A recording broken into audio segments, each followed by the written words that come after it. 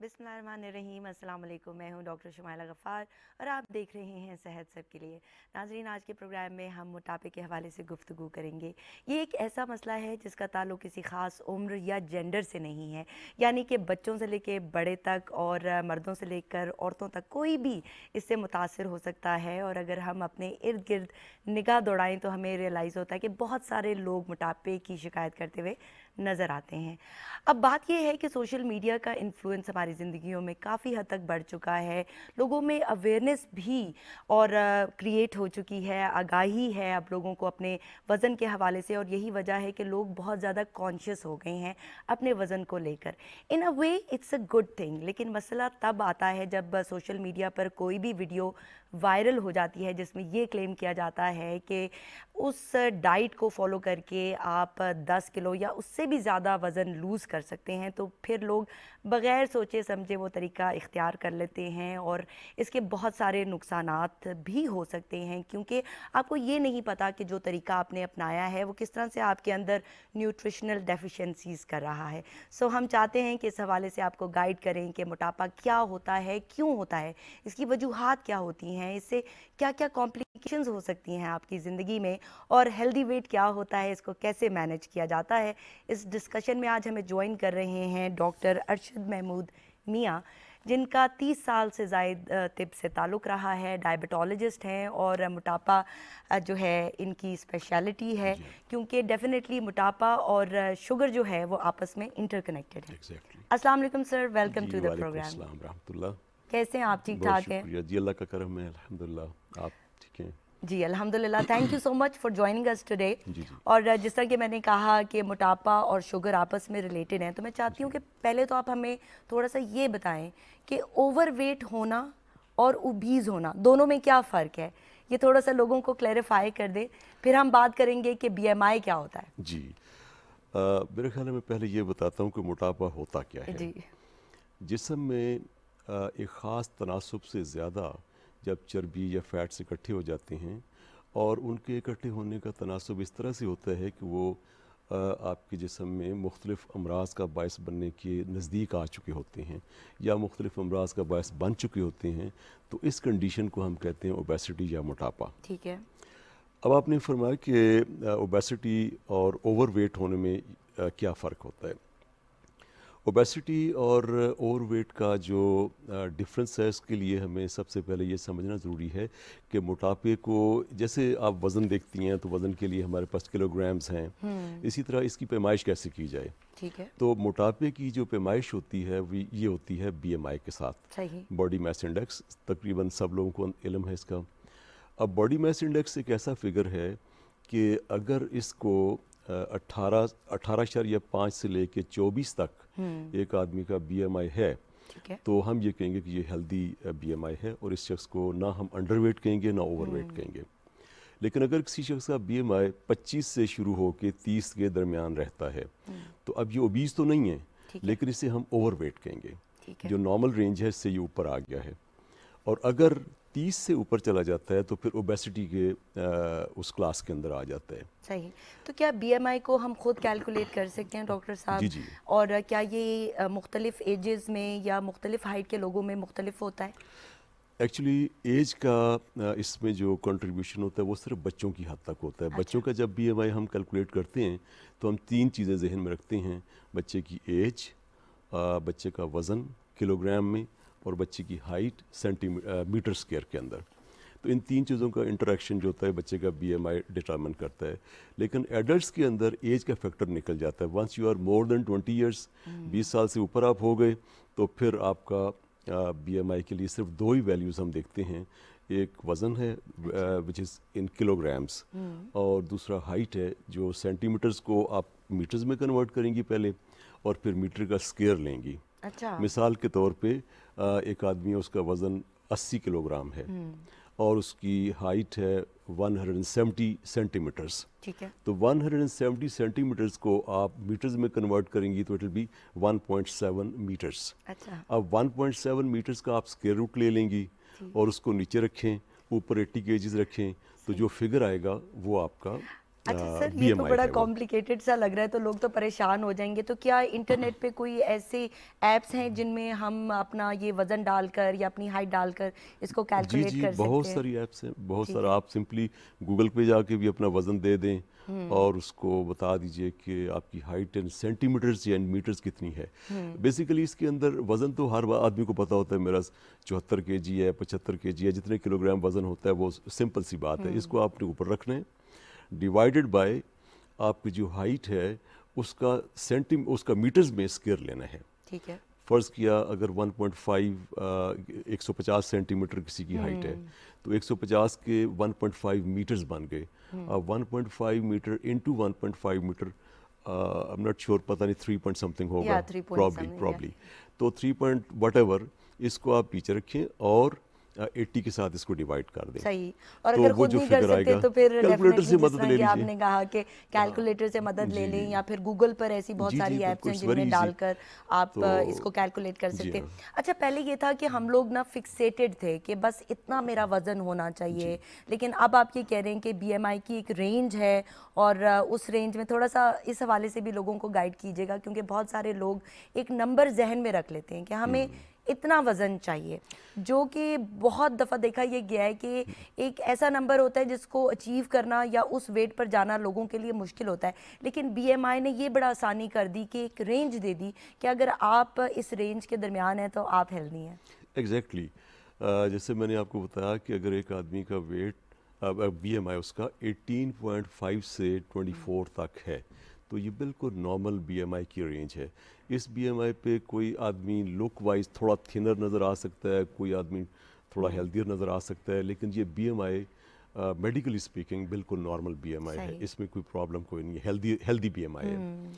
अगर 18.5 से कम है किसी का बीएमआई, जी। तो वो अंडरवेट है, ठीक। इसको अपना वज़न बेहतर करने की ज़रूरत है। और अगर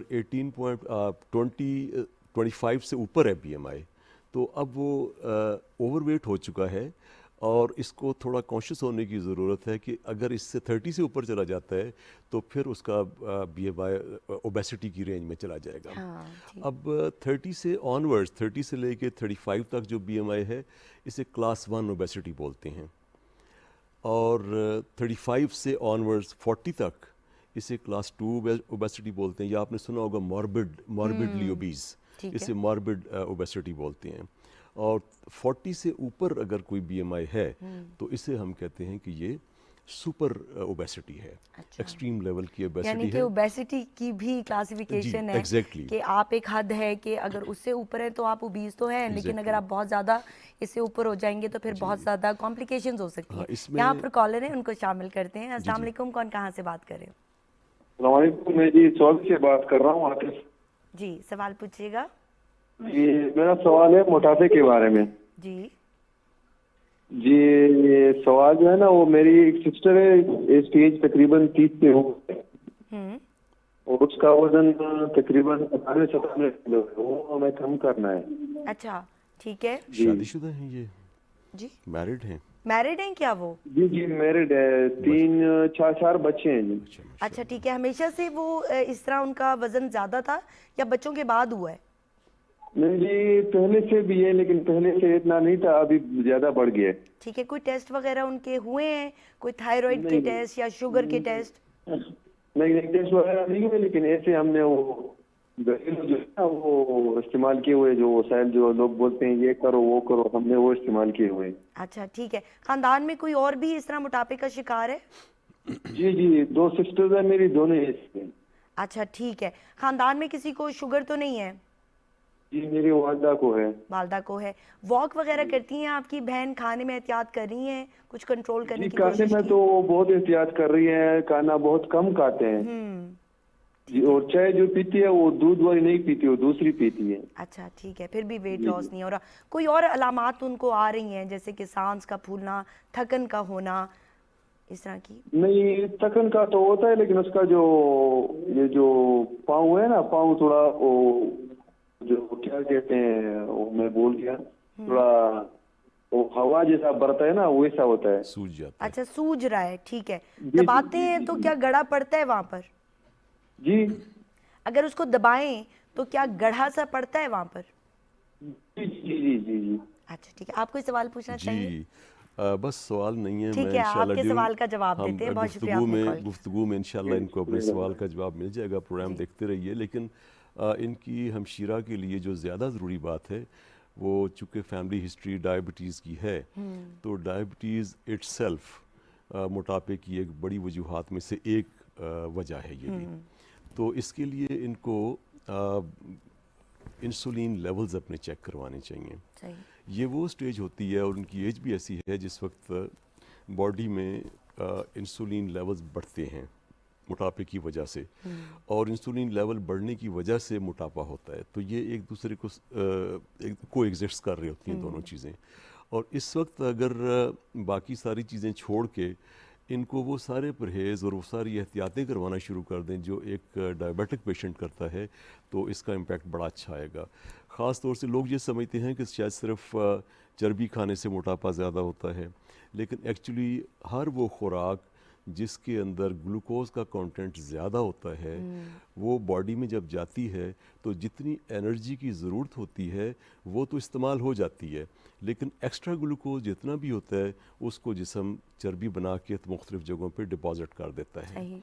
एक जैसे विसरल फैट आपने सुना होगा बिल्कुल। कि जिस्म के अंदर जितने भी ऑर्गन्स होते हैं, दिल के आसपास, जिगर के ऊपर, किडनीज़ के आसपास चर्बी इकट्ठी होती है, और यहाँ से जब बढ़ जाती है तो फिर लो टमी पे, टमी फैट जिसको बोलते हैं, ये सारा वाइट फैट इसको बोलते हैं। फैट सही। भी दो तीन किस्म का होता है। एक वाइट फैट होता है जो आम आपको नज़र आता है, आपकी चर्बी पेट के आसपास बेल्ट बना हुआ है, तो ये वाइट फैट की शक्ल में इकट्ठा होना शुरू कर देता है। अब इसके नुकसानात बेशुमार होते हैं, सही, बहुत उस पर ज़्यादा बात होते हैं। करेंगे। जी। लेकिन यहाँ पर कॉलर है, हम पिछले कॉलर को यही कहेंगे कि आपने अपने सारे बेसलाइन टेस्ट करवा लेने हैं, अपने शुगर इंसुलिन लेवल्स चेक कर अगर लें। करवा लें तो ठीक है, ज़्यादा अच्छा है। इंसुलिन लेवल अपने चेक करवा लें, क्योंकि अगर मोटापा ज़्यादा हो जाए तो फिर इसके बहुत ज़्यादा नुकसानात हैं, जिस तरह के डॉक्टर साहब ने बताया। और इनकी यंग एज है, बच्चे अभी इनके छोटे हैं, तो हम नहीं चाहते कि इनकी ज़िंदगी मुतासर हो। वॉक वगैरह भी करें, डाइट भी करें, लेकिन अगर कंट्रोल नहीं हो रहा इसके बावजूद, तो इसका मतलब है कि कुछ इंटरनल खराबी है जिसको फिक्स करने की ज़रूरत है। यहाँ पर कॉलर है, उनको शामिल करते हैं। अस्सलाम वालेकुम, कौन कहाँ से बात कर रहे हैं? वालेकुम सलाम, मैं जेलम से बात कर रहा हूँ, पीर बच्चर शरीफ से। जी, सवाल पूछिएगा। मैं डॉक्टर साहब से ये सवाल है कि मुझे तकरीबन 8 से 10 साल हो गए शुगर की। अच्छा। तो मेरे भी पाँव भी सूजना शुरू हो गए और पाँव में जलन रहती है, ज्यादातर जलन रहती है मेरे पाँव में ना। तो जब मैं चलता भी हूँ तकरीबन 8 से 10 किलोमीटर में पैदल भी रोजाना वॉक करता हूँ, ठीक तो है। जब मैं घर पे आता हूँ तो रात को मेरे पाँव में बहुत पेन होती है, दर्द होती है। तो मैं कहता हूँ कि मुझे ऐसी कोई मेडिसिन बताएं कि जिस वजह से ये मेरे पाँव की जलन भी खत्म हो जाए और ये जो मुझे पेन होती है ये भी खत्म हो जाए। मैं बहुत परेशान और तकलीफ। अच्छा, एज क्या है आपकी? मेरी तकरीबन 48 साल। अच्छा ठीक है, ये बताइएगा शुगर कंट्रोल्ड है आपकी? शुगर है तकरीबन 300 के नजदीक है। ये तो बहुत ज़्यादा है, इसका मतलब है कि शुगर नहीं कंट्रोल हो रही है आपकी। खाने में एहतियात कर रहे हैं आप? खाने में तो करता हूँ लेकिन इतनी नहीं सकता, फिर भी चावल भी यूज करता हूँ अच्छा और ठीक। पेप्सी कभी कभी यूज कर लेता हूँ, लेकिन फिर भी आपको पता कि शुगर हो तो दिल भी करता है कि मीठा वगैरह बंदा खा ले। हाँ ठीक है, ब्लड प्रेशर तो नहीं है आपको? नहीं, ब्लड प्रेशर मेरा ठीक है, वो ठीक है। वज़न उसमें पता कोई- करिए, अच्छा, वज़न कितना? वजन कितना है आपका? वजन मेरा था पहले 117 kg, अभी तकरीबन 90 kg हो गया वजन मेरा। अच्छा ठीक है, आपकी इवन आवाज़ से भी लग रहा है। जी। ठीक है, चलें आपके सवाल का अच्छा। जवाब देते हैं। और बहुत शुक्रिया आपने कॉल किया। जी इनके सवाल के जवाब में बहुत सारी चीज़ें इंशाल्लाह क्लियर हो जाएंगी। नाम पता नहीं उन्होंने क्या बताया अपना। बहरहाल ये है कि इनकी शुगर बिल्कुल भी कंट्रोल ठीक नहीं है। आपके लिए एक स्टैंडर्ड जो बात मैं बता दूं इनको, कि अपने खाली पेट की शुगर रात का खाना खाने के बाद सुबह 10 घंटे का वक्फा है, 10 घंटे के आप दरमियान में आपने कुछ नहीं खाया, तो जो पहली रीडिंग सुबह की होती है इसे फास्टिंग शुगर बोलते हैं। फास्टिंग शुगर इनकी अगर 10 दिन तक डेली चेक करें तो उसको 7 मरतबा कम अज़ कम 120 से कम होना चाहिए। 70% of the reading should be with in this limit. सही। अगर ये इतनी नहीं है तो इसका मतलब यह है कि इनकी शुगर बिल्कुल कंट्रोल ही नहीं है। ठीक है। दूसरा एक जो बहुत बड़ी ख़राबी करते हैं पेशेंट्स, वो ये है कि डॉक्टर्स जब आपको बेसिकली डायबिटीज़ का ट्रीटमेंट होता है, कंप्लीट मेटाबॉलिक करेक्शन होती है। इसमें सिर्फ ये नहीं है कि आपने शुगर को 120 पे लेके आगे फास्टिंग को, खाना खाने के 2 घंटे के बाद आपने शुगर को 180 से कम कर लिया, आपने टारगेट मीट कर लिया, HbA1c आपने 7 से नीचे ले आए, 6.5 के राउंड लेके आगे तो आपने टारगेट मीट कर लिया। बट हम ऐसे बंदे को ये नहीं कह सकते कि इसका कंप्लीट डायबिटीज़ का ट्रीटमेंट हो चुका है। डायबिटीज़ के ट्रीटमेंट के लिए हमें ये भी देखना होता है कि क्या इसके पाँव ठीक हैं, किडनीज़ के कोई इश्यूज़ तो नहीं आ रहे, बिल्कुल। ब्लड प्रेशर इसका मेंटेन्ड है कि नहीं है। तो ऐसी पोजीशन में डॉक्टर्स आम तौर से कोलेस्ट्रॉल को नॉर्मल रखने के लिए, डायबिटीज़ में पाँव की तरफ खून की गर्दिश निस्बतन कम हो जाती है, जिसकी वजह से पाँव में जलन होना शुरू करती है। बिल्कुल। तो अगर इनको डॉक्टर साहब ने ऐसी दवाइयाँ दी हैं जिनसे खून की गर्दिश बेहतर होती है, एस्प्रिन होती है या स्टैटिन्स होते हैं कोलेस्ट्रॉल को कम करने के लिए, तो लोग आम तौर से जब थोड़ी शुगर बेहतर होना शुरू करती हैं तो ये दवाइयाँ छोड़ देती हैं। खुद ही छोड़ देते हैं। तो इसकी वजह से बहुत बड़ी परेशानी का बायस बन जाती है ये बात। इन्हें सबसे पहली जो चीज़ है वो ये देखने की ज़रूरत है कि क्या ये पराठा तो नहीं खा रहे हाँ, हमारे, पेप्सी भी पीते हैं, और वो पेप्सी भी कहते पीते हैं। जी। लेकिन इसका भी एक बेसिस है। इसका बेसिस ये होता है कि जब 90 kg इनका वज़न है, जब एब्डोमिनल फैट ज़्यादा होती है तो उसके अंदर एक हार्मोन होता है, उसे लेप्टिन बोलते हैं। लेप्टिन जो है ये बेसिकली ब्रेन को जाकर ये मैसेज देता है कि आपको भूख अब नहीं है, खाना बंद कर दें। लेकिन जब फैट बहुत ज़्यादा इकट्ठी हो जाती है तो लेप्टिन की रेजिस्टेंस डेवलप हो जाती है। लेप्टिन लगातार मैसेज दे रहा है ब्रेन को कि भाई भूख नहीं लग रही, लेकिन ब्रेन उसको सुन ही नहीं पाता। सही। तो ऐसे आदमी जिनका बेली फैट बहुत ज़्यादा होता है, इनके अंदर लगातार भूख का लगना, मीठे की क्रेविंग का होना, ये एक नॉर्मल चीज़ है। और इनका यही, जैसे उन्होंने बताया ना कि मुझे कभी कभी दिल करता है पेप्सी पीने के लिए, तो आम आदमी को भी आप कभी ये कहते नहीं सुनेंगे कि मेरा कभी कभी पेप्सी पीने को दिल करता है। इनको क्रेविंग होती है बेसिकली। सही, ठीक और है। उस क्रेविंग की जो मेन रीज़न है वो यही है कि ये अपने इनटेक के अंदर ग्लूकोज का इनटेक बहुत ज़्यादा ले रहे हैं, सही। और गालबन ये पराठा ज़रूर खा रहे हैं, और घी का इनटेक भी इनका ज़्यादा है, जिसकी वजह से प्रॉबली इनका कोलेस्ट्रॉल लेवल, ट्राइग्लिसराइड लेवल ज़्यादा है, सही। और जिसकी वजह से इनके पाँव में जलन हो रही है। सही। तो इनके लिए ज़रूरी है कि ये वो स्टैटिन्स और डिस्प्रिन शुरू ये कर साथ दें। रखें। बाकी विटामिन B12 होता है, मैथियोकोबाल के नाम से टैबलेट्स आती हैं, वो यूजली हम दिया करते हैं। लेकिन उससे पहले मेक श्योर करना है हमने कि क्या इनकी ब्लड की सर्कुलेशन पैरों की तरफ ठीक है या नहीं है। सही। तो हम आपको यही कहना चाहेंगे कि आपने अपने जो टेस्ट हैं वो दोबारा से करवा लें। कोलेस्ट्रॉल आपको पता होना चाहिए, आपकी जो खून की सर्कुलेशन है आपकी टांगों में वो भी चेक होनी चाहिए। दूसरा, आपकी शुगर बिल्कुल भी कंट्रोल नहीं है, ये बहुत ज़्यादा नुकसानदेह हो सकती है। इससे आपकी किडनीज़ भी फेल हो सकती हैं। 300 बहुत ज़्यादा शुगर है, तो आप बहुत ज़्यादा एहतियात करें, डॉक्टर के पास जाएँ, उनको कहें कि मेरी शुगर कंट्रोल नहीं है, इसी वजह से आपके पाँव में भी जलन हो रही है, और ये क्लियर कट इंडिकेशन है कि आपको अब बेहतरीन इलाज की ज़रूरत है, जो कि आपने खुद तलाश करना है। यहाँ पर कॉलर हैं, उनको शामिल करते हैं। अस्सलाम वालेकुम, कौन कहाँ से बात कर रहे हैं? वालेकुम अस्सलाम जी, मैं हुरैरा चकवाल से बात कर रहा हूँ। जी, सवाल पूछें। जी, ये मेरा एक छोटा भाई है, इसका बहुत मोटापा बढ़ गया है जी, इसके बारे में पूछ रहे, इसकी क्या कोई एहतियात की जाए? सही। क्या एज है बच्चे की? एज 15 ईयर्स जी, 15 साल। 14 साल है। अच्छा ठीक है। कितनी होती है, कभी आपने कैलकुलेट की है? वजन जी नहीं कैलकुलेट की। ठीक है। वज़न कितना है बच्चे का? बच्चे का 70 किलो वजन है। अच्छा, खाता पीता ज़्यादा है? जी सांस भी फूलता है उसको? जी खानदान में किसी को दिल का मसला या शुगर है? जी शुगर है चाचू को।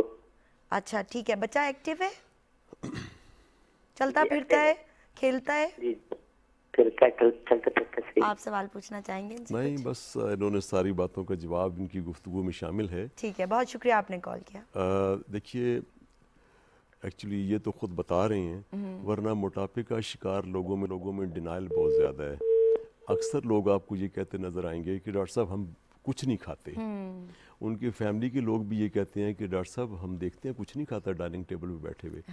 एक्चुअली वो डाइन आउट कर रहा होता है, अपनी क्रेविंग्स को पूरे का पूरा कहीं ना कहीं एडजस्ट कर रहा होता है और फैमिली को भी उसमें चीट कर रहा होता है। ऐसे हमारे बहुत से पेशेंट्स आते मुझे हैं। तो लग रहा है आप मेरी बात कर रहे हैं। तो जी हाँ, ये नहीं, आप तो माशाल्लाह वज़न आपका मुनासिब लग रहा है। तो इस बच्चे का जो इशू है, इसके लिए मेरा ये मशवरा है इनको, आई डोंट नो कि ये सोशल मीडिया बच्चा यूज़ कर रहे हैं नहीं, लेकिन माँ बाप आज ये गलती करते हैं कि बच्चों को मोबाइल फ़ोन दे दिया, फिर उसके बाद दूसरे गैजेट्स होते हैं, टेलीविज़न है, आपके पास नोटबुक होती है, बैठे हैं बच्चे मूवीज़ देख रहे हैं। और तो सोशल मीडिया का एक्सेसिव यूज़ बच्चों में ख़तरनाक हद तक बढ़ गया है। ठीक है। अब एक बच्चा है जो खाई जा रहा है और उसकी क्रेविंग्स ख़त्म नहीं हो रही। जैसे मैंने अभी बताया कि मोटापा और खाने की craving they go hand in hand. जितना मोटापा ज़्यादा होगा, भूख भी उस हिसाब से ज़्यादा लगती है। बिल्कुल। वो जो फीडबैक मैकेनिज्म होता है ना, वो जो खराब बताता हो है जाता है। कि जी। भाई आपको अब खाने की ज़रूरत नहीं है, वो ख़राब हो जाता है। और इस वजह से जो मोटे लोग होते हैं उनमें खाने की क्रेविंग भी ज़्यादा होती है और वो फिर खाना, कुछ लोग ऐसे करते हैं जिनको डिप्रेशन है या कोई स्ट्रेस फैक्टर्स होते हैं, तो वो अपने डिप्रेशन को दूर करने के लिए बिल्कुल। खाना खाना शुरू कर देते बोर्डम हैं। को दूर बोर्डम को दूर करने के बहुत लिए सारे खाना लोग शुरू करते कर हैं। देते हैं। बिल्कुल। तो इस बच्चे के लिए सबसे जो इम्पोर्टेंट बात है वो ये है कि इसके डाइट को क्वालिटी डाइट बनाने की ज़रूरत है। ख़ास तौर से जो जंक फूड है, फास्ट फूड हो गए, बर्गर्स हैं, पिज़्ज़ाज़ हैं, फिर कोक पेप्सी हो गई, और ये चीज़ें बेसिकली ग्लूकोज का कंटेंट इनमें इतना ज़्यादा होता है सही। और अनहेल्दी कैलोरीज इतनी ज़्यादा होती हैं कि बच्चा उनको कंज्यूम तो इतना नहीं करता होगा, डेफिनेटली नहीं करता होगा। और हमारे तो ज़माने में ग्राउंड्स आबाद हुआ करते थे और हमें याद नहीं, हमारे सारे खेल उसमें फिजिकल फिजिकल एक्टिविटी होते थे। अब प्रीडोमिनेंट ये है होती कि थी। बच्चों के हाथ में, जिस तरह कि आपने तो कहा जी कि हाँ, मोबाइल फ़ोन्स हैं, वो बैठे हुए हैं, साथ साथ एग्जैक्टली उनको एहसास नहीं होता, वो साथ साथ खा भी रहे होते हैं। जी अब खाने की तरफ भी तवज्जो नहीं है जी और बिल्कुल कोई फिजिकल एक्सरसाइज भी नहीं है, तो फिर एग्जैक्टली आप ओवर ईटिंग कर लेते हैं। तो इनको हम यही कहेंगे कि ये अपने बच्चे को एक्टिव करें, हाँ। उसको ऐसे खेल खिलाएं जिसमें उसकी जो एनर्जी है, कैलोरीज और बर्न ऐसी हो। डाइट से बचाएं जो बिल्कुल। फास्ट फूड डाइट जो होती है ना, जी। घर के बने चक्की के आटे की चपाती हो और घर का बना शोरबे वाला सालन हो, उसमें वेजिटेबल्स का इस्तेमाल ज़्यादा करें, फ्रूट्स को रिप्लेस करें कुछ खाने के साथ, सही। और तो इससे इंशाल्लाह बच्चा ठीक हो मसला जाएगा। इनका काफ़ी हद तक जी बेहतर हो जाएगा। और दूसरा ये भी है कि चूंकि आपके ख़ानदान में शुगर है, तो आप बच्चे के एक दफ़ा शुगर के टेस्ट भी करवा लें, क्योंकि उस वजह से भी मोटापा हो जाता है। और बाज़ औक़ात पता ही नहीं होता हम लोगों को कि हमारे बच्चों को शुगर हो चुकी होती है या वो शुगर के साथ पैदा हुए होते हैं, क्योंकि आपकी जेनेटिक्स में शुगर रन कर रही होती है। तो ऐसे बच्चे भी ओवर ईटिंग कर रहे होते हैं और मोटापे का शिकार होते हैं और उनको मुख्तलिफ मसाइल हो रहे होते हैं। जब तक टेस्टिंग नहीं होती तब तक पता नहीं चलता, और बाज़ औक़ात इतनी देर भी हो जाती है कि बच्चों के खुदा न ख़ास्ता, सर मैंने खुद देखा है कि एक बच्चा आया और उसकी किडनीज़ फेल हो चुकी थी, इतना डिले कर दिया था पेरेंट्स ने। तो आपको हम यही रिकमेंड करेंगे कि बच्चे के टेस्ट करवा लें और डॉक्टर को ज़रूर दिखा लें। यहाँ पर कॉलर है, उनको शामिल करते हैं। अस्सलाम वालेकुम, कौन कहाँ से बात कर रहे हैं? अस्सलाम वालेकुम। वालेकुम अस्सलाम। वालेकुम अस्सलाम। जी मैं ना नाराबाद से बात कर रही हूँ, मेरा नाम रजिया। मैंने अपने बेटे के बारे में पूछना था डॉक्टर साहब से। जी जी पूछें प्लीज़। मेरे बेटे का ना वेट बहुत कम है। अच्छा, क्या उम्र है बच्चे की? उम्र 13 साल। अच्छा, खाता पीता ठीक है? माशाल्लाह खाता भी तो बिल्कुल ठीक है, लेकिन वेट जो है ना उसका एक जगह पे ना स्टॉप, यानी कि रुका हुआ है, बढ़ता नहीं है। अच्छा ठीक है। ख़ानदान में ये मसला है क्या, वेट यानी लोगों का कम है या ज़्यादा की तरफ है या कम की तरफ है? नहीं, फैमिली में तो सब ठीक है, लेकिन जो मेरे जो बच्चे हैं ना, अगर तीनों बच्चे हैं, बेबी जो है तीनों ही, उनके वेट कम है, वो बढ़ते नहीं है। अच्छा ठीक है। और कोई और मसाइल तो नहीं हो रहे? पढ़ाई में ठीक है, खेलता कूदता है, सांस तो नहीं बच्चे का फूलता? नहीं, हार्ट बीट तेज होती है उसकी। अच्छा ठीक है। कभी टेस्ट हुए हैं उसके कोई? हाँ जी, इको टेस्ट करवाए हैं उसके और ब्लड के टेस्ट भी करवाए हैं, वो सब कुछ ठीक है बिल्कुल, यानी कि डॉक्टर ने बताया कि इसको कोई हार्ट का प्रॉब्लम नहीं है। अच्छा। अचानक से ना उसकी हार्ट बीट तेज होना शुरू हो जाती है। कभी आपने कैलकुलेट की है कि कितनी होती है और कब होती है हार्ट बीट तेज? बैठे बैठे भी हो जाती है या खेलते वक्त या सीढ़ियाँ चढ़ते वक्त होती है? नहीं, सीढ़ियाँ चढ़ते वक्त होती है या खेल ज्यादा ज्यादा एक्टिविटी करे तो फिर होती है, और 250 तक भी उसकी गई हुई है ये हार्ट बीट। अच्छा ठीक है, खानदान में किसी को दिल का मसला था या है? ये नानों का था, यानी मेरी मदर को था ये हार्ट का प्रॉब्लम। अच्छा, ये बच्चा ही पतला है या बाकी भी पतले हैं? आपने कहा कि बाकी भी ऐसे ही हैं, राइट? हाँ जी बिल्कुल, ये कुछ ज्यादा है, दूसरे भी हैं बहुत पतले हैं लेकिन ये कुछ ज्यादा ही है। अच्छा, हाइट ज्यादा तो नहीं है अपनी एज के लिहाज से? हाइट बिल्कुल ठीक है, यानी एज के लिहाज से हाइट ग्रोथ हो रही है, ज्यादा हो रही है, कार्बोहाइड है उसका। अच्छा ठीक है, जब ये पैदा हुआ था तो कभी नीला तो नहीं हुआ? कोई दूध पीते वक्त खांसी का अटैक तो नहीं आता था इसे? हाँ जी, जब ये पैदा हुआ ना तब एक तकरीबन 3-4 घंटे बाद ना दूध पीते हुए ना तो ये एकदम जैसे वो नीला हो गया और एकदम पत्थर सा बन गया, तो इस तरह का यानी मसला हुआ इसको थोड़ी देर के लिए। ठीक है सर, आप कोई सवाल पूछना चाहेंगे? बच्चे का वजन कितना है इस वक्त? 29 है, 29 kg। 29 kgs। ठीक है, अच्छा, काफी कम है ये तो। हाँ ये काफ़ी कम है। अच्छा, जी। कोई ऐसी खुराकें आपने दी हैं, पीडियाश्योर वगैरह, या कोई मिल्क शेक बनाकर देती हैं आप बच्चे को? हाँ जी, वो क्या कहते हैं, फ्रूट्स, मिल्क शेक, जो भी बताया ना किसी ने मैंने वही इसको दिया। और क्या कहते हैं, मेडिफर सिरप भी डॉक्टर ने एक दफा एडवाइस किया था, वो भी मैंने इसको 3-4 माह पिलाया मेडिफर सिरप। ठीक है, फिर भी अफाका नहीं हुआ? अच्छा, इसका थायराइड का टेस्ट तो नहीं करवाया आपने? नहीं, थायराइड का नहीं करवाया। अच्छा सही है। अच्छा, ऐसे है कि ठीक है, बहुत शुक्रिया आपने कॉल किया, आपके सवाल का जवाब लेते हैं। हाँ, इस बच्चे का अपेरेंटली मुझे मैल एब्जॉर्प्शन सिंड्रोम कोई इशू लग रहा है। ठीक है। कि जो खाना ऐसे बच्चों में यूँ होता है कि खाना तो नॉर्मल खाते हैं लेकिन जितने Absorb न्यूट्रिएंट्स नहीं हो बॉडी रहा में होता। एब्जॉर्ब होने चाहिए वो उतने एब्जॉर्ब नहीं हो पा रहे होते। ठीक है। बाज़ दफ़ा बच्चे का जो ग्रोथ की रेशो होती है वो इतनी फास्ट हो जाती है कि बॉडी वेट उसके साथ मैच नहीं कर पाता। तो ये भी जैसे भी बता रही थी कि इसका कद दूसरे बच्चों की निस्बत ज़रा ज़्यादा बढ़ ज़्यादा गया है, है। लेकिन फिर भी इसका कंप्लीट वर्कआउट करवाना ज़रूरी है। किसी चाइल्ड स्पेशलिस्ट को दिखाना चाहिए इनको, ठीक है। बच्चों के स्पेशलिस्ट को, ताकि वो देखे कि क्या कोई ऐसा मैल एब्जॉर्प्शन सिंड्रोम तो नहीं है जिसकी वजह से कोई ऐसा इशू चल रहा है कि खुराक तो ठीक ले रहे हैं लेकिन बच्चे में खुराक जज़ब नहीं हो रही है। और नंबर 2 पे इनको कीड़े भी आजकल बच्चों में बहुत ज़्यादा जी होते हाँ। हैं हमारी वो तरफ। भी जी बिल्कुल, वो भी एक रीज़न हो सकता है।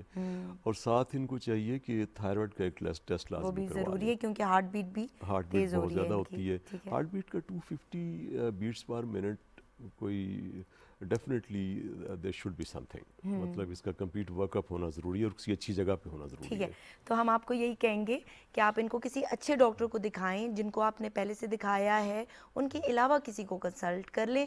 बेस लाइन इसके बच्चे के सारे टेस्ट करवा लें, जिसमें खून का टेस्ट है, इसके थायराइड के टेस्ट हैं, शुगर के टेस्ट हैं, ये करवा लें। अगर सब कुछ ठीक है तो फिर परेशानी की ज़रूरत नहीं है।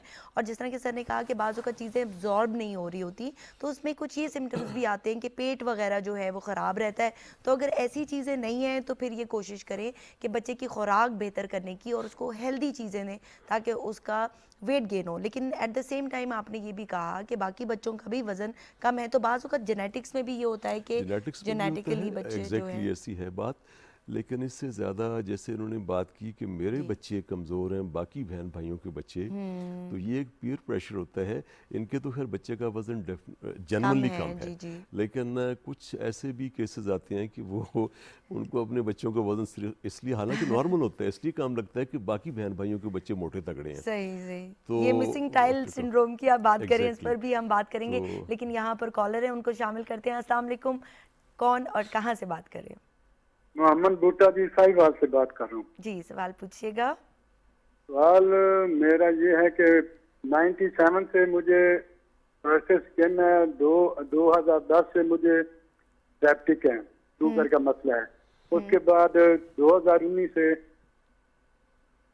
जी जी 2019 से मुझे वो लंबर स्पाइन का भी मसला है, L4 L5 में। अच्छा। उसके बाद अभी मेरे साथ जो मसला चल रहा है ना शुगर, तो मैं सारे टेस्ट मैंने करवाए थायराइड के अलावा, LFT करवाया, RFT करवाया, शुगर करवाई है, वो HbA1c करवाया, HbA1c HbV करवाया, वो सारे नॉर्मल। H पाइलोरी मेरा टेस्ट पॉजिटिव आ रहा है, अच्छा ठीक है। जिसकी वजह से मुझे प्रॉब्लम ये हो रही है आजकल तकरीबन 1 महीने से कि मैं जो भी चीज खाता हूँ मुझे ऐसे ही होता है कि जैसे मेरे ये खुराक वाली नाली में अड़ी हुई है चीज, और मुझे डकार वगैरह नहीं आता, अगर अभी तो ऐसे जैसे बहुत बेचैनी सी रहती है। ठीक है, दवाइयाँ कौन ठीक सी है। ले रहे कोई हैं? दवाइयाँ इस्तेमाल कर रहे हैं आप, और कौन सी इस्तेमाल कर रहे हैं? दवाइयाँ जी मैं CMH चौकाड़ा में गया था, वहाँ से मैंने डॉक्टर ने दवाइयाँ मुझे लिख के दी हैं। मास्टर कैप्सूल हैं, फ्लैजियल है, डोमोटिन है और मेरे के कैप्सूल हैं राइजक, ये उन्होंने मुझे दिए 1 महीने के लिए। अच्छा, ठीक है। एज क्या है आपकी? एज मेरी तकरीबन 62 साल के करीब है। अच्छा, ठीक है। ये जो मसला शुरू हुआ है, ये अभी थोड़ा ही अरसा हुआ है ये शुरू हुआ है, ये बताइएगा कि आप खाना ज़्यादा तो नहीं खा रहे? नहीं जी, खाना तो 1 चपाती मैं सुबह को खाता हूँ। होटल की चपातियाँ छोटी छोटी होती हैं, 2 शाम को तो 2 दोपहर को। होटल की चपातियाँ एक डाइजेस्ट दो करना बड़ा मुश्किल होता मैं है। सवाल पूछ लेता ठीक हूँ है, आप उनसे। पूछ लें प्लीज। अच्छा बूटा साहब, ये बताएं कि शुगर की दवाइयों में कोई 1000 mg वाली गोली खा रहे हैं आप? 50 मैं बटा कुछ भी तकरीबन जी, मैंने डॉक्टर साहब मैंने तकरीबन 15 साल मैंने वैसे ही शुगर के गुजारे, क्योंकि मैं चलता बहुत ज्यादा था। मेरी शुगर जो है ना वो 150 160 ठीक है, जी, आपने कंट्रोल की हुई थी। आई थिंक कॉल ड्रॉप हो कॉल गई है। शायद ड्रॉप हो ठीक है, बहुत गई है। शुक्रिया आपने कॉल किया। आपके सवाल का जवाब लेते हैं। जी, गैस्ट्रोपेरेसिस भी अभी इनको शायद जी इतने अरसे से इनको एग्जैक्टली शुगर है तो हो गैस्ट्रोपेरेसिस भी सकता है। है, लेकिन एच पाइलोरी भी पॉजिटिव है। एग्जैक्टली इनका जो ज़्यादा इश्यूज आ रहे हैं डायबिटिक पेशेंट्स के अंदर, वो एक ख़ास ग्रुप ऑफ मेडिसिन होता है। बाज़ लोगों को मेटफॉर्मिन की इंटॉलरेंस होती है और डॉक्टर्स के पास जाके बाज़ दफ़ा गलत फहमी की बुनियाद पे और चीज़ें सारी ट्रीट होती रहती हैं, लेकिन इस पर तवज्जो नहीं दी जाती है। कभी कभार एक और ग्रुप ऑफ मेडिसिन है जिसे DPP-4 इनहिबिटर्स क्लास बोलते हैं, ठीक है, इसकी वजह से भी गैस्ट्रिक सिम्टम्स बहुत ज़्यादा हो जाते हैं। और आम दवाइयाँ आजकल इन दोनों के मेटफॉर्मिन और DPP-4 इनहिबिटर्स के कॉम्बिनेशंस आ रहे हैं। अच्छा, तो कुछ लोगों में लंबे अरसे के लिए अगर ये दवाइयाँ इस्तेमाल की जाएं तो उसके अंदर भी गैस्ट्रिक सिम्टम्स, GI सिम्टम्स काफ़ी ज़्यादा आ जाते हैं। तो ऐसी सूरत हाल में हमें वो दवाइयाँ चेंज करने की ज़रूरत होती है। लेकिन इनके अंदर चूँकि क्लियर कट इनको पता है कि एच पाइलोरी इनका पॉजिटिव आ चुका है और एच पाइलोरी के लिए जो ट्रीटमेंट वो ले रहे हैं वो स्टैंडर्ड ट्रीटमेंट है। होपफुली इंशाल्लाह ठीक भी हो जाएगा। बाकी एक लेकिन इसमें मैं इस ज़मन में ज़िक्र करना चाहूँगा, वो ये है कि हमारे बहुत सारे लोग मुख्तलिफ़ अमराज को जैसे लाइट लेते हैं कि इसका बंदोबस्त मैंने खुद कर लिया है। ऐसे डायबिटीज़ को भी वो समझ, डायबिटीज़ को डॉक्टर साहब मैंने पकड़ा हुआ है, उसको फिक्र ना करें। सही है। डायबिटीज़ के बारे में एक बात मैं बूटा साहब से कहूँगा, याद रखें कि अगर अनसुपरवाइज ट्रीटमेंट आप कर रहे हैं तो इसके बावजूद कि आपके शुगर लेवल्स बहुत ज़्यादा नहीं होते, कुछ ना कुछ कॉम्प्लिकेशन डायबिटीज़ की लाजमी चल रही होती हैं साथ। अच्छा, तो डॉक्टर को डायबिटीज़ के हवाले से कंसल्ट करना जहाँ भी है, किसी अच्छे डॉक्टर के साथ ये राब्ते में रहना चाहिए इनको, और कुछ ना कुछ वो लाजमी इनके बताते रहेंगे साथ साथ चीज़ें। तो सिर्फ ये बहुत अच्छी बात है, डाइट और लाइफस्टाइल एक मॉडिफिकेशन के साथ डायबिटीज़ को कंट्रोल करना सबसे अच्छा है, लेकिन इसके बावजूद एक सुपरविजन बड़ी लाजमी होती है। डायबिटिक पेशेंट्स के अंदर इस तमाम अच्छे कंट्रोल के बावजूद कुछ कॉम्प्लिकेशंस ऐसी होती हैं जिनका सिर्फ एक डॉक्टर बता सकता है कि अब इसके अंदर ये कॉम्प्लिकेशन आ रही है। गैस्ट्रोपेरेसिस जैसे भी आपने जिक्र किया, तो अनकंट्रोल्ड डायबिटीज़ लंबे अरसे के लिए रहे, गैस्ट्रोपेरेसिस भी वो मैदे का फाल जिससे बोलते हैं वो हो सकता है। इनके केस में ये इशू नहीं लग रहा, लेकिन मेरा ख्याल है कि इनको अपनी डायबिटीज़ के बारे में भी डॉक्टर्स के साथ राब्ते में रहना ज़रूरी है इनका। ठीक है, यहाँ पर कॉलर हैं, उनको शामिल करते हैं। अस्सलाम वालेकुम, कौन कहाँ से बात करे? जी अस्सलाम वालेकुम, मैं रमला बात कर रही हूँ इस्लामाबाद से। जी रमला, सवाल पूछिएगा। जी मेरा क्वेश्चन ये है कि मैंने अपने भाई से रिलेटेड बात करनी थी कि उसकी जो एज है वो 21 ईयर्स है। ठीक है, और उसकी हाइट जो है वो 5 फुट 2 इंच है। ठीक है। तो मतलब मैं पूछना चाह रही हूँ कि उसकी डाइट को हम किस तरह इम्प्रूव कर सकें कि उसकी हाइट अब बढ़ सके, क्योंकि अब एज ऐसी नहीं रही कि उसकी हाइट। ठीक है, खानदान में किसी और की भी हाइट कम है? नहीं, हाइट जो है वो सबकी नॉर्मल है, मतलब बहुत टॉल भी नहीं है सारे, बहुत शॉर्ट भी नहीं है, नॉर्मल है, नॉर्मल हाइट है। लेकिन ये कोई फिजिकल एक्टिविटी करते हैं, कोई गेम्स वगैरह खेलते हैं? जी क्रिकेट का काफ़ी शौक है, क्रिकेट खेलते हैं। अच्छा, ठीक है। और लटकने की कोशिश की है कभी? कोई ऐसी एक्सरसाइजेज वगैरह करते हैं या नहीं? नहीं, वो एक्सरसाइजेज नहीं करते। अच्छा, ठीक है। आप कोई सवाल पूछना चाहेंगे या जवाब देंगे? नहीं, मेरा ख्याल है बात यह है कि अदरवाइज़ अगर ये बिल्कुल बहुत नॉर्मल शुक्रिया है आपने बच्चा, कॉल किया जी। ये बच्चा अगर बिल्कुल नॉर्मल है तो इसका एक दफ़ा ग्रोथ हार्मोन टेस्ट करवा लेना चाहिए इनको, सही। ग्रोथ हार्मोन को देख लें। लेकिन अगर अदरवाइज़ ये बिल्कुल नॉर्मल है तो फिर एक 5'2" है, he's 5'2". जी 5'2" लेकिन 5'2" के बच्चे हैं और मतलब ये अगर फेमिलियल इनका ट्रेंड चल रहा है हाँ तो जेनेटिक्स की अगर इनकी है तो फिर तो यू कैन डू एनीथिंग। बिल्कुल। लेकिन अगर ग्रोथ हार्मोन के अंदर कोई डेफिशिएंसी है तो कोई डॉक्टर से रब्ता करेंगे तो कोई ना कोई हो सकता है चीज़ बता दे, अगर ठीक है। जनरली कोई ऐसा इशू है तो। और अगर ऐसा भी नहीं है तो फिर फिज़िकल एक्टिविटी के साथ, जैसे आपने खुद बताया कि लटकना चाहिए इनको, जी इसके साथ कुछ ना कुछ इम्प्रूवमेंट होगी। और अभी 21 एज है तो अभी भी he has got few years. सही है, ठीक है। ग्रोथ हार्मोन आप चेक करवा लें, एक ख़ास एज होती है कि उसमें डॉक्टर आपको हेल्प कर सकता है। अगर आप डॉक्टर की जो हेल्प है वो एक्वायर कर लें तो मसला काफ़ी हद तक बेहतर हो जाता है। इसके साथ साथ उन्हें कहें कि वो फिज़िकल एक्सरसाइज या एग्जर्शन या फिर लटकने वाली एक्सरसाइजेज ज़रूर करें। बास्केटबॉल खेलने से भी काफ़ी लोगों की हाइट बेहतर हो जाती है। इंशाल्लाह आपका मसला सॉल्व हो जाएगा। सर हम बात कर रहे थे, बहुत सारे डिफरेंट मसाइल आ गए कि हाँ। किसी का वेट, हम तो मोटापे की बातें कर रहे थे जी, लेकिन जी। लोगों का वेट कम भी होता है, डेफिनेटली हाइट के भी इश्यूज होते हैं। तो ये बताइएगा कि मोटापे की आजकल वजूहात क्या हैं? एक तो हमने कहा कि मोबाइल फ़ोन जो है वो हमारा बड़ा दुश्मन बनता चला जा रहा जी है, हाँ। और क्या वजूहात हो सकती हैं? बेसिकली इसको समझने के लिए एक चीज़ समझनी ज़रूरी है अच्छा डॉक्टर साहब, कि यहाँ पर कॉलर हैं, पहले उनको ले हाँ लेते, जी, ठीक है। फिर मेरे सवाल का जवाब दीजिएगा आप। जी, कौन कहाँ से बात कर रहे हैं? मैं असमत बात कर रही हूँ गुजरांवाला से। जी सवाल पूछिएगा। हाँ, मैं थायराइड की पेशेंट हूँ। 6-7 साल से मुझे थायराइड का मसला चल रहा है।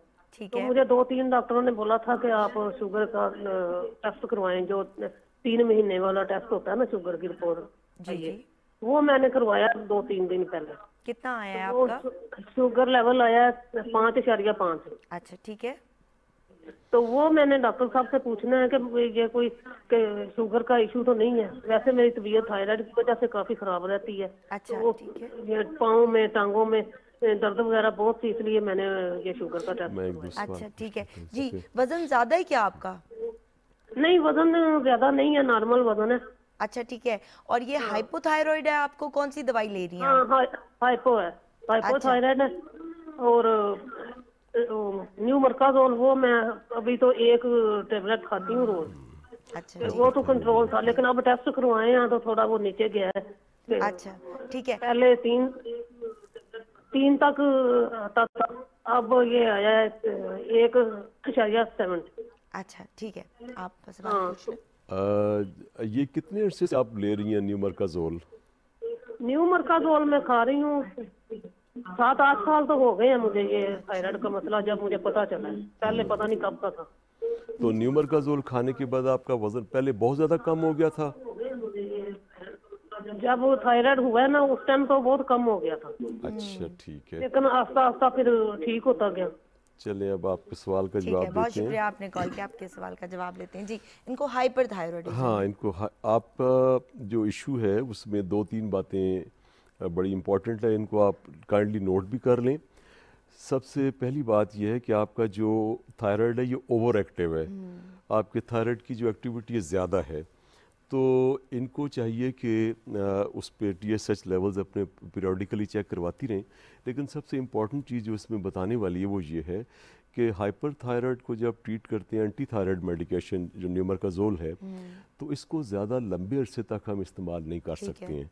इसका एक स्टैंडर्ड ट्रीटमेंट ये होता है कि अगर इनका वो टिश्यू जो ज़्यादा थायरॉक्सिन प्रोड्यूस कर रहा है, अगर वो न्यूमरकाजोल के साथ एक ख़ास टाइम के बाद, कोशिश हमारी यही होती है कि साल, 1.5 साल, 2 साल से ज़्यादा न्यूमरकाजोल को यूज़ ना किया जाए, क्योंकि इससे ज़्यादा उसके अगर अपने करें मसाइल हैं। तो ये लिवर के लिए अच्छी नहीं होती, हेपेटोटॉक्सिसिटी कॉज करती है। तो ऐसे में इसके जो स्टैंडर्ड ट्रीटमेंट है, बाकी 2 बच जाते हैं। एक है कि इसकी सर्जरी कर देते हैं और वो जो हाइपर एक्टिव थायराइड का नोड्यूल या जो हिस्सा होता है उसको निकाल देता है सर्जन। सही। दूसरा है रेडियो एक्टिव आयोडीन। अब इनकी चूँकि एज गालबन 30 बताई इन्होंने या समथिंग, भूल गया हूँ मैं। लेकिन अगर फर्टाइल एज नहीं है और अपनी फैमिली इनकी कंप्लीट हो चुकी है तो इनके लिए सबसे अच्छा जो ट्रीटमेंट है रेडियो एक्टिव आयोडीन है। रेडियो एक्टिव आयोडीन के अंदर आयोडीन का एक ख़ास अमाउंट है वो इनको पिलाई जाती है और वो आयोडीन सारी की सारी थायराइड के अंदर इकट्ठी हो जाती है और वो थायराइड के टिश्यू को बर्न कर देती है। तो वो एक ख़ास तरीके से पिलाई जाती है और इनका ये मसला ख़त्म हो जाएगा। हो सकता है कि इसकी वजह से बाज़ दफ़ा थायराइड की वर्किंग कम हो जाती है तो इसके लिए बाहर से थायरोक्सिन देनी पड़ती है, लेकिन थायरोक्सिन देने के लिए इम्पॉर्टेंट बात यह है कि वो सारी ज़िंदगी भी अगर आप लेते रहेंगे उसका साइड इफ़ेक्ट नहीं है कोई। लेकिन न्यूमार्काज़ोल को इतना लंबा टाइम भी ले चुकी हैं तो इट्स अ बिट अलार्मिंग। यानी कि सुपरविजन बहुत ज़्यादा ज़रूरी है। आप अपने एंडोक्राइनोलॉजिस्ट से कंसल्ट कर लें। आपके जो थायराइड लेवल्स हैं वो अगर मेंटेन्ड हैं तो आपके जो डॉक्टर साहब हैं वो आपकी दवाई को एडजस्ट करेंगे, क्योंकि आपने बहुत लंबे अरसे तक ये दवाई इस्तेमाल कर ली है। ये आपको नुकसान दे सकती है, आपके लिवर को डैमेज कर सकती है। अगर आपके थायराइड लेवल्स कंट्रोल नहीं है तो डॉक्टर दवाई को शिफ्ट कर देगा। और शुगर आपने बताया कि आपको नहीं है, वज़न का भी मसला नहीं है, तो शुगर लेवल इनका ठीक है, नॉर्मल है माशाल्लाह, ठीक आए हैं। यहाँ पर एक और कॉलर है, उनको शामिल करते हैं। अस्सलाम वालेकुम, कौन कहाँ से बात कर रहे हैं? अस्सलाम वालेकुम। ओहो, कॉल ड्रॉप हो गई जी। तो ठीक है, हम वजूहात की बात कर रहे थे। देखिए, सबसे बड़ी वजह ये है कि हमारा जो सब कॉन्टिनेंट का जेनेटिक मेक है ना इस इलाके का, वो ऐसा था कि अल्लाह करीम ने हमारे जीन्स इस तरह के बनाए हुए हैं कि ये थोड़ा खाएं और ज़्यादा काम प्रोड्यूस करें। सही। और हमारे आबाओ अजदाद की अगर आप पिछली स्टोरीज़ देखें तो उसमें आपको यही नज़र आएगा कि हमारे आबाओ अजदाद, ये हमारी पुरानी नस्लें बहुत एक्टिव थी, वो बहुत एक्टिव थी और उनकी खुराक बड़ी महदूद होती थी और सारा दिन काम काज, खेतों में जाना, सारे काम काज करने। अब उल्टा हो गया। अच्छा, अब हम इस जेनेटिक अपनी फॉर्मेशन के बिल्कुल अगेंस्ट काम कर रहे हैं। हमारे जीन्स के अंदर एक थ्रिफ्टी प्रिंसिपल होता है, थोड़ी खुराक ज़्यादा काम। लेकिन अब हम अपने जीन्स के ख़िलाफ़ काम कर रहे हैं कि ज़्यादा खुराक और थोड़ा फिज़िकल एक्टिविटी। तो जो बुनियाद है वो तो इसकी यही है। इसकी तीनों चीज़ें देखें, अगर आपका कैलोरिक इनटेक ज़्यादा है और आपकी एनर्जी आउटपुट कम है तो वज़न बढ़ेगा। बिल्कुल। अगर आपकी कैलोरिक इनटेक कम है और एनर्जी प्रोडक्शन या एनर्जी यूजेज जो है वो ज़्यादा है तो आपका वेट कम होगा। और अगर ये दोनों बराबर हैं तो आपका वज़न मेंटेन रहेगा। तो सिंपल सी बात है। तो लेकिन इसमें कुछ कंडीशंस ऐसी होती हैं कि जब पेशेंट खा भी नहीं रहे बहुत ज़्यादा लेकिन ओबीज हो जाता है, तो वो कुछ क्लिनिकल कंडीशंस हैं। क्या उसके मुतालिक ज़रूर हम बात करेंगे। यहाँ पर कॉलर हैं, उनको शामिल करते हैं। अस्सलाम वालेकुम, कौन कहाँ से बात कर रहे हैं? अस्सलाम वालेकुम जी, मिसेस फ़हीम बोल रही हूँ इस्लामाबाद। कैसी हैं आप मिसेस फ़हीम? ठीक है, अल्हम्दुलिल्लाह ठीक ठाक जी। जी, सवाल पूछिएगा। जो अच्छे का टॉपिक है। अस्सलाम वालेकुम डॉक्टर साहब। जी वालेकुम सलाम। अच्छा डॉक्टर साहब, हमारा रिश्तेदार है, बच्चा है 16-17 साल का, तो वो खाता भी बहुत है, हेल्दी भी काफ़ी है, लेकिन वो चुस्त भी बहुत है, मतलब वो बैठता नहीं है। तो उसको कोई अचानक से तो कोई बीमारी नहीं हो जाएगी? मतलब है वो खाता भी काफ़ी है लेकिन काम भी बहुत, हर जगह एक्टिव भी है। क्या एज है बच्चे की, कुछ पता है आपको? 16 साल है। अच्छा ठीक है। और वजन सिर्फ उसका ही ज़्यादा है या फैमिली में है ये ट्रेंड? नहीं, वो एक ही बच्चा है, मतलब उसका वो है, लेकिन वो खाता भी तो बहुत है और काम भी बहुत ही करता है, सुस्त भी नहीं है, कोई बीमारी उसको नहीं है। सही, ठीक है। हमें खौफ है कि अचानक से तो कुछ नहीं हो जाए। हाँ, बड़ा अच्छा सवाल है आपका कि अगर वजन ज्यादा है तो क्या उससे भी कोई मसला तो नहीं हो सकता। Thank you so much for calling us Mrs Faheem.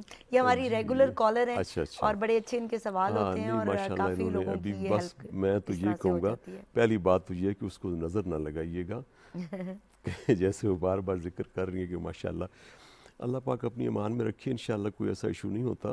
Probably जो उनकी गुफ्तगू से मुझे अंदाज़ा हो रहा है प्रॉबली ओवरवेट के ज़ुमरे में आ रहा है, ये ओबीज़ नहीं है। ठीक है। तो ऐसे बच्चे, इसमें फ़ैट्स की दो किस्में हैं, मैंने बात शुरू हुई थी लेकिन दरमियान में वो ख़त्म हो गई। एक होती है ब्राउन फैट, जो वाइट फैट होती है दैट इज़ डेंजरस, वो अच्छी नहीं है। ब्राउन फैट वो होती है जो हार्मफुल नहीं है बल्कि बेनिफिशियल है और ये बंदे को एक्टिव रखती है। अच्छा, ये पता कैसे चलेगा डॉक्टर साहब कि कौन सी वाली है हमें? शोल्डर ब्लेड्स के दरमियान वर्टिब्रल कॉलम जो होता है, रीढ़ की हड्डी के आसपास, गर्दन की साइड्स पे, ये सारा जो फैट होता है ये ब्राउन फैट होता है। और इसको इंक्रीज़ करने के लिए भी कुछ मेजर्स होती हैं। आप जब ज़्यादा फिज़िकल एक्टिविटी करते हैं तो आपका वाइट फैट जो होता है ये ब्राउन फैट में कन्वर्ट होता रहता है। ठीक है। और ये जो ब्राउन फैट है ये थर्मोजेनेसिस करता है, यानी बॉडी के अंदर जो बुनियादी काम काज के लिए हरारत की ज़रूरत होती है ये होता है। तो इस बच्चे में प्रॉब्ली ब्राउन फैट अच्छा है, तो इसीलिए he is active, he is doing good यहाँ माशाल्लाह। पर एक और कॉलर है, उनको शामिल करते हैं। अस्सलाम वालेकुम, कौन कहाँ से बात कर रहे हैं? जी वालेकुम अस्सलाम, मोहम्मद इम्तियाज बात कर रही हूँ। जी, सवाल पूछिएगा। जी सवाल मेरा है regarding the pre diabetes. I am तो मेरा मामला था कि मुझे 4 साल पहले स्टेंटिंग हुई है और उसके बाद उस टाइम पे 5.4 and then onward 5.7 and now recently 6.2 तक गया डायबिटीज। ठीक है। वैसे मैं बहुत एक्टिव हूँ, वॉक मैं करता हूँ रेगुलरली, डाइट के लिए बहुत कॉन्शियस हूँ, अपनी मेडिसिन ले रहा हूँ 4 ईयर्स से। कौन सी मेडिसिन इस्तेमाल कर रहे हैं? जी मेरी ये है कोलेस्ट्रॉल की मेडिसिन है, उसके अलावा ब्लड थिनर्स हैं और जो लो फ्लैट होती है for reduction of the heartbeat उसके लिए। सही। जी तो ऐसा बाकी कॉम्प्लिकेशन कोई नहीं है, एक्टिव, लेकिन प्रॉब्लम ये है कि जो ये टेंडेंसी है ऑफ इंक्रीजिंग दी डायबिटीज जो हो रहा है, तो उसको मैंने कोशिश की है काफी हद तक थ्रू कंट्रोल एक्टिव मेजर्स। तो इसका क्या हो सकता है सिलसिला कि जिस तरीके से इसको मेंटेन कर सकूं आगे? सही, ठीक है। वॉक वगैरह आप करते हैं तो वेट आपका ज्यादा तो नहीं है? नहीं, आई एम 93 बिकॉज मेरी हाइट है 6'2". अच्छा माशाल्लाह। और ऐसा मैं वॉक 1 और 15 मिनट्स, कोई सांस की तकलीफ नहीं है, ब्लड सही। प्रेशर नॉर्मल रहता ठीक है। है, यानी कि आप खुद से कोशिश कर रहे हैं लेकिन फिर भी आप अपनी डायबिटिक रेंज में आ रहे हैं, तो यू आर कंसर्न, और ये बड़ी अच्छी बात है कि आपने हमें कॉल किया। हम आपकी हेल्प करने की ज़रूर कोशिश करेंगे। Thank you so much for calling अस। ये माशाल्लाह ऐसे लोग हैं जो सोसाइटी में बाकी लोगों के लिए एक एग्जाम्पल्स होते हैं, रोल मॉडल्स होते हैं। रोल मॉडल्स होते हैं। बड़ा अच्छा लगा इनकी बात सुन के। अच्छा, बात ये है कि अगर लाइन पे हैं तो एक सवाल ये पूछना था कि क्या इन्होंने लिवर का ड्रॉप हो गई है उनकी? अच्छा जी, मैं भी इनको चाहिए कि अपना लिवर का एक टेस्ट करवा लें। अगर फैटी लिवर है इनका तो फैटी लिवर के डायनामिक्स इस तरह की होते हैं कि ये थोड़ा थोड़ा सा रात के वक्त शुगर लेवल्स को इंक्रीज़ करता रहता है अगर फैट्स हों लिवर के ऊपर। तो 92 एक इनकी हाइट के हिसाब से it's not very high wait, लेकिन फिर भी इनको थोड़ा सा अपनी उस पर गौर करने की ज़रूरत है कि अगर फैटी लिवर है तो उसको विटामिन ई एक अच्छा इनके लिए एडिशन होगा।